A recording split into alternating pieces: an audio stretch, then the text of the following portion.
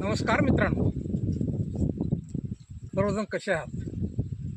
सुखी, स्वस्थ आणि आनंदी राहा. मित्रांनो,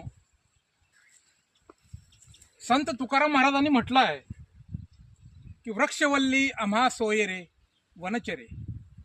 म्हणजे त्यांच्या अभंगात असं म्हटलं आहे की वृक्ष हे आपले मित्र समजा, म्हणून त्याचं वृक्षारोपण करा आणि त्या झाडाचं जतन करा. झाडापासून आपणाला ऑक्सिजन मिळतं, झाडापासून जमिनीची धूप थांबते, झाडापासून पर्यावरण संतुलित राहते.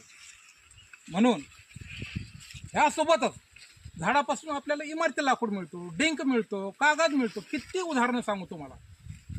परंतु झाडाकडे लोकांचं दुर्लक्ष आहे. संत तुकाराम महाराज सोबतच छत्रपती शिवाजी महाराजांनी सुद्धा म्हटलं आहे की रयता हे झाड असे जोपासले जाते की लहान लेकरासारखं जोपासते झाड.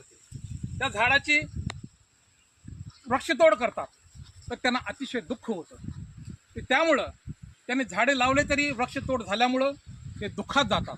म्हणून जर एखादं झाड बी जीर्ण झालं असेल तरी ते झाड त्या मालकाला विचारून त्याचा मोबदला त्याला देऊन ते झाड ते विकत घ्यावं.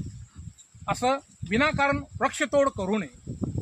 मित्रांनो, शासन आपल्या चांगल्या पद्धतीनं झाडे लावण्याबद्दल पाऊल उचलत आहे.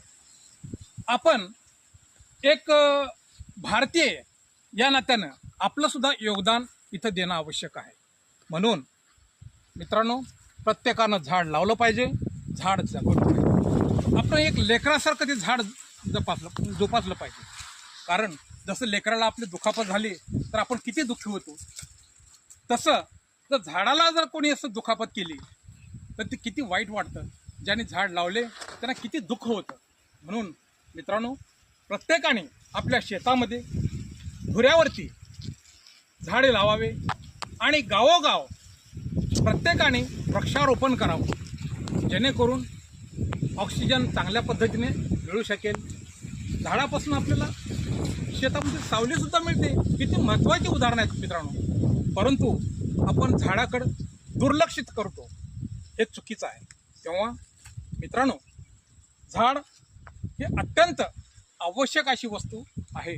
तरी प्रत्येकाने झाड लावा आणि झाड जगवा आणि पर्यावरण संतुलित राखा. एवढंच माझं सर्वांना सांगतो. धन्यवाद.